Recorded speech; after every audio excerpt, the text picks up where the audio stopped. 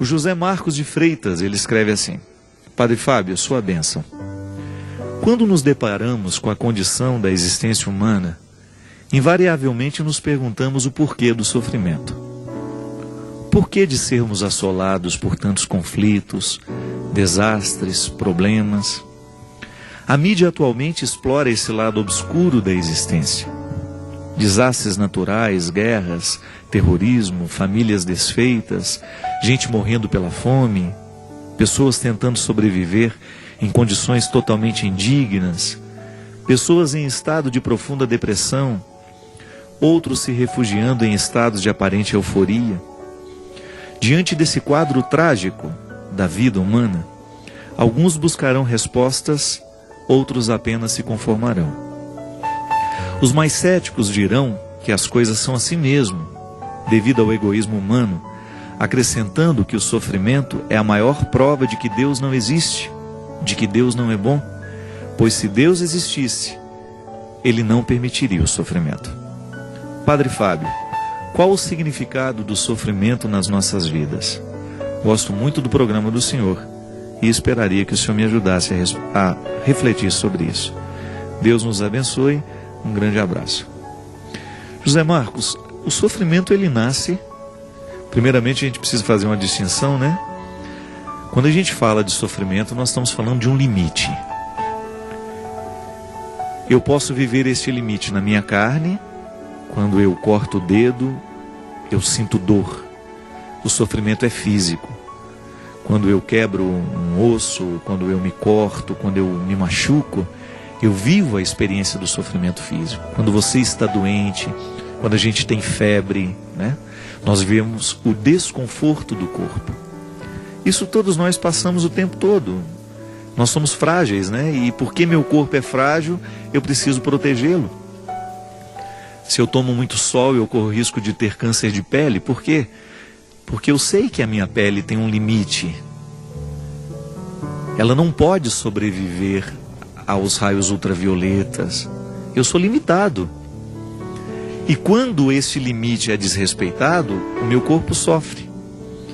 E nós temos um outro tipo de sofrimento, que é um sofrimento espiritual, que nós também podemos chamar o sofrimento da mente, né? Quando eu fico preocupado com alguma coisa, quando eu perco a paz porque os problemas estão ao meu redor. O sofrimento espiritual, o sofrimento mental, psíquico, né? São desdobramentos de sofrimento.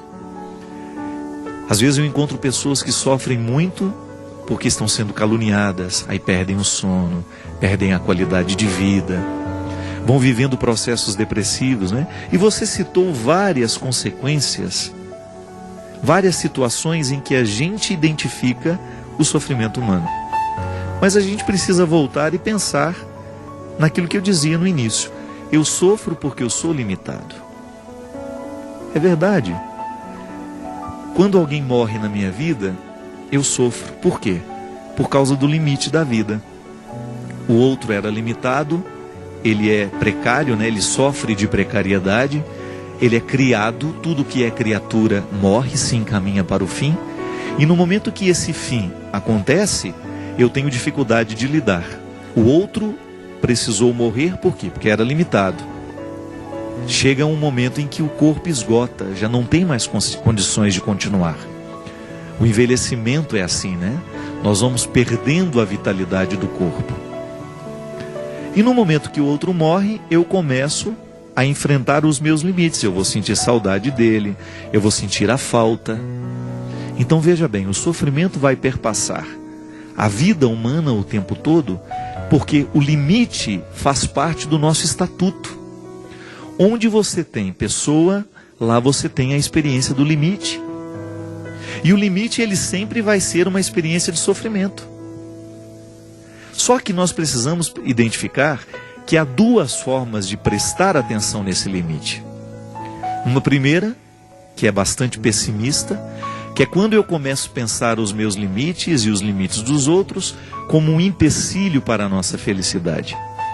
E aí nós caímos nessas frases feitas, nessas respostas simplistas, que dizem assim: Deus não existe, porque se Ele existe, Ele não iria permitir o sofrimento.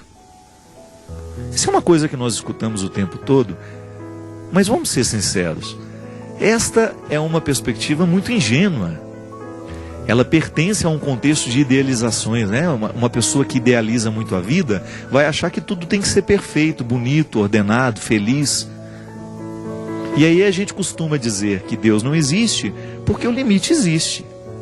Então eu vejo o sofrimento, eu não consigo acreditar que Deus possa existir. Por quê? Porque o sofrimento me fere. Esta é uma forma de compreender o sofrimento, uma visão pessimista sobre ele. Mas por outro lado, nós podemos ter uma visão otimista do sofrimento. Não se trata de virar um bobo alegre, né? Não.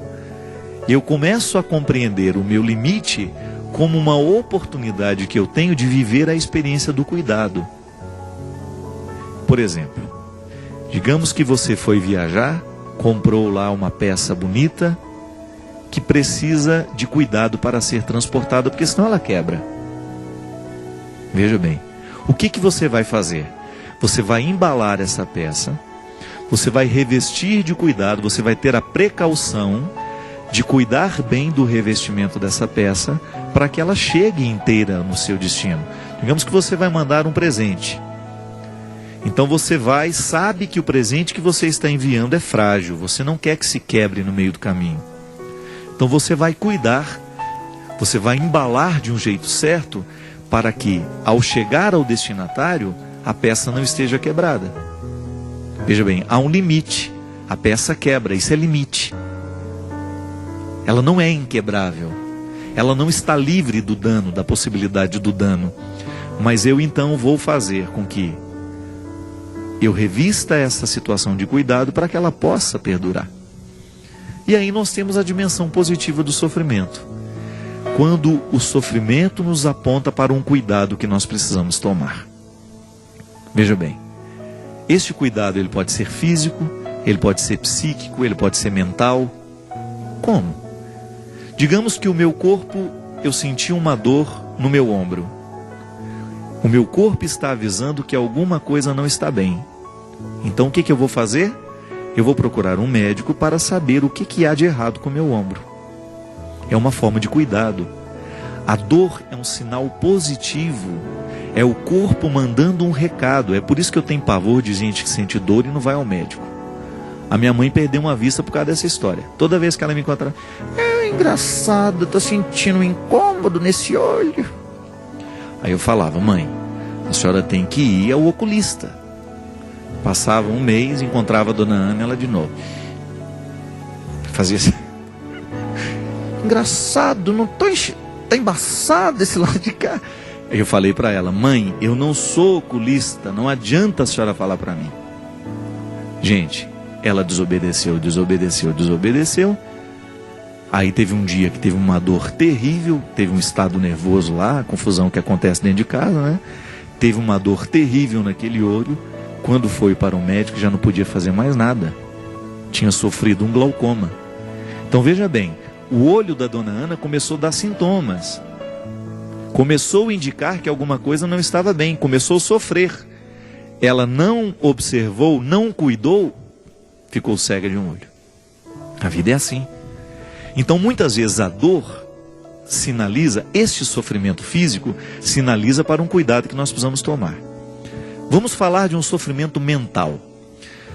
Você começa a ficar incomodado com alguma coisa que você está pensando. Então você está perdendo o sono por causa daquilo. Oh meu Deus. E toda hora que você vai dormir, você fica pensando naquilo. Se você não toma uma decisão diante daquilo que incomoda a sua mente, não adianta sofrer, o sofrimento vai ser em vão. Agora, se você toma uma posição, então digamos que o que está me incomodando é uma situação prática. Eu estou vendo meu filho fazer isso não está me agradando, ou estou vendo aquela pessoa fazer isso, não está me agradando. Eu vou lá e tento resolver, ou estou sendo caluniado, eu vou lá e eu tento resolver a calúnia, eu tento esclarecer as coisas e você volta a dormir direito. Pronto. O sofrimento que estava lhe incomodando, você o interpretou de maneira positiva, fez alguma coisa em torno daquilo e resolveu a situação. Um sofrimento psíquico, por exemplo. Então, de repente, você está sentindo ciúmes. Você está com ciúme desordenado do seu namorado, da sua namorada, e ao sentir este ciúme você acaba ficando agressivo. Veja bem, isso é um sintoma de alguma coisa que está errado com você. Se você não pega esse sofrimento e o interpreta de maneira positiva, compreendendo que ele sinaliza para algum limite que você tem e que você precisa superar, você vai sofrer em vão. E assim é, minha gente. Por que a fome prevalece no mundo? Porque falta solidariedade. Falta gente que faça alguma coisa, que tome decisões. Por que a injustiça prevalece? Nós vimos essa semana, né? É lamentável quando nós ligamos os nossos noticiários para ver o que acontece no Brasil. E a gente percebe que o nosso país está nas mãos de pessoas irresponsáveis. Foi lamentável ver aquela cena daqueles deputados, daqueles assessores todos, recebendo um dinheiro que não é deles, né? Eu não estou fazendo julgamento de uma situação, eu já estou dizendo daquilo que foi comprovado, das propinas e dos dinheiros que vão para dentro das cuecas, das meias. É lamentável. Agora veja bem, somos nós que colocamos essas pessoas no poder. Somos nós que delegamos a ela o poder de administrar os nossos estados, o nosso país, as nossas cidades. Se a gente tem um prefeito corrupto, fomos nós que elegemos esse prefeito. Como é que nós vamos aliviar o sofrimento do mundo na sua dimensão social? Aristóteles já dizia que a política é uma das expressões mais perfeitas da bondade. Mas a verdadeira política, né? Que é do homem de bem que administra o que é público, para que aquilo que está sendo administrado possa diminuir o sofrimento dos administrados, né? O dinheiro administrado diminui o sofrimento daqueles que contribuíram, que são administrados por aqueles que foram eleitos. Então, muitos sofrimentos que estão no mundo, muitos não, né? Todos, né? De alguma maneira foram causados por mãos humanas. Por isso que é muito injusto a gente dizer que Deus não existe porque a gente sofre. Deus existe. Agora, o sofrimento é uma consequência das nossas escolhas erradas. Você mesmo hoje, você viveu, você saiu para trabalhar e você fez escolhas.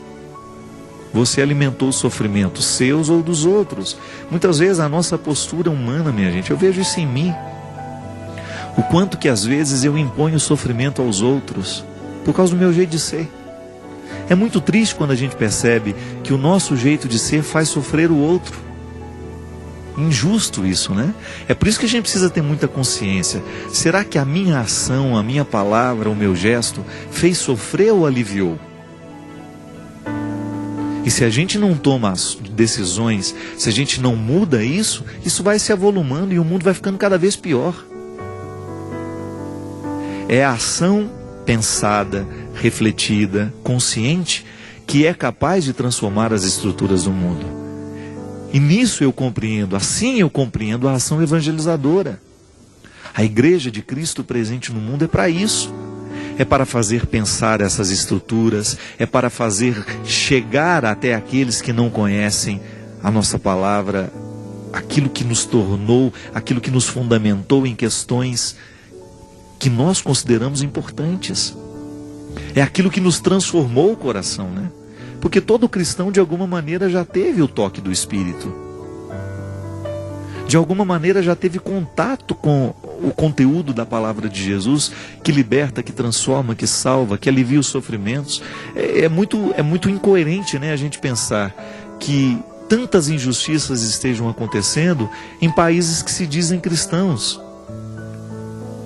É impossível admitir que se aprove leis como o aborto, por exemplo. É intrinsecamente mal. Matar alguém é intrinsecamente mal. Não tem desculpas para isso. Outro dia eu recebi um e-mail, não sei se é verdade ou não, mas é tão verdadeiro o que foi dito ali. Dizem que uma mulher apareceu no consultório de um médico e disse para ele assim: doutor, eu estou apavorada, que eu estou com um filho de 9 meses e estou grávida de novo. e eu vim aqui que eu gostaria de fazer um aborto. E disse que o médico olhou para ela e disse: ótimo, sem problema, mas então vamos fazer o seguinte: ao invés de matar a criança que está no ventre, vamos matar o outro de 9 meses. Aí ela levou um susto, né? Como, doutor? O senhor está louco? Matar o meu filho? Aí ele olhou para ela e disse: minha filha, matar o que está no ventre é a mesma coisa, você vai matar um filho também. Choca, né? Choca quando nós olhamos nos olhos e falamos: então tá bom, não mate o que está no ventre, a gente mata o que está de fora. É apenas uma maneira de mostrar o absurdo que é o aborto. Minha gente, tudo isso vai tomando conta da nossa consciência, justamente porque falta passar por nós, falta tomar conta de nós, falta inundar o nosso coração e a nossa mente a mentalidade cristã, que com certeza é capaz de amenizar os sofrimentos do mundo. Porque quem tem Deus no coração vai pensar 2, 3, 4 vezes antes de fazer mal a alguém. Quem tem Deus no coração vai pensar 2, 3, 4 vezes antes de falar mal de alguém, antes de difamar, antes de esparramar coisas ruins. Quem tem Deus no coração vai pensar 2 vezes antes de enganar o outro. Então é esta experiência cristã que vai fazendo com que esse significado do sofrimento possa aparecer, mas não de maneira negativa, mas de maneira positiva. O sofrimento que está no outro está também em mim. Então a gente identifica que isso é fruto de um limite e nós agimos a partir deste limite para melhorar o mundo que nós